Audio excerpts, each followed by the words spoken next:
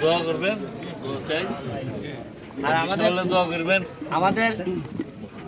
আমাদের সোনারঘাটের মানুষের পক্ষ থেকে, বিশেষ করে সোনারঘাট মাধবপুরের মানুষের পক্ষ থেকে আমাদের মাননীয় মন্ত্রী এবং মন্ত্রীদের মাঝেও যিনি আমাদের জন্য অনেক বেশি সম্মানের, আমরা যাকে ব্যক্তির মন্ত্রী এবং এমপি ছাড়াও ব্যক্তিগতভাবে যাকে আমরা অনেক বেশি পছন্দ করি এবং অনেক দিন ধরে আমাদের একটা খুব সেনসিটিভ একটা সেক্টর যিনি চালাচ্ছেন আমাদের মাননীয় মন্ত্রী।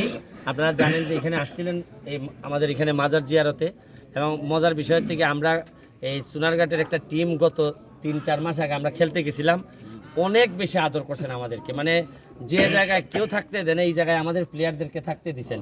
এই জন্য ওই সময়ে ওনার জন্য আমরা কৃতজ্ঞতা প্রকাশ করছি। আজকেও সোনারঘাটের মানুষের পক্ষ থেকে ওনার জন্য অনেক বেশি কৃতজ্ঞতা রইল। আর সেদিন আমরা হারাই দিয়েছিলেন 2-1 গোলে, আজকে তো আর খেলা নাই, নাহলে তো আজকে মন্ত্রী মহোদয় আমরা আজকেও মন্ত্রী মহোদয়কে হারাবো না।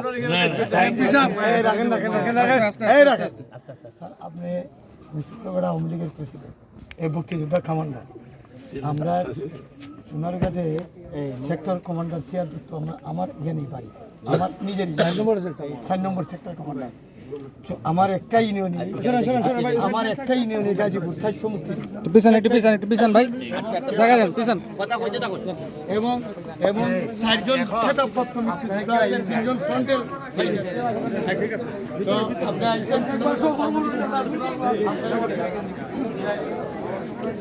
কত লাগবে